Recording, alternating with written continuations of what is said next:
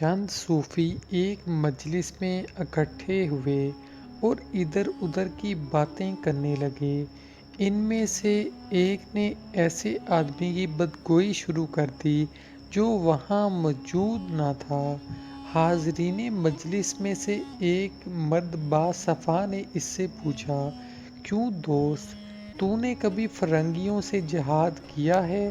اس نے جواب دیا، میں نے تمام عمر اپنی چار دیواری سے قدم نہیں رکھا۔ درویش باصفا نے کہا، یارو میں نے ایسا بدبخت کوئی نہیں دیکھا کہ کافر تو اس کی لڑائی اور حملے سے بے فکر ہو کر امن اور چین کی بانسری بجائے اور مسلمان اس کی زبان کا شکار بنے۔ دوستو، کبھی بھی کسی کے خلاف بات نہ کریں، ہم سب مسلمان ہیں۔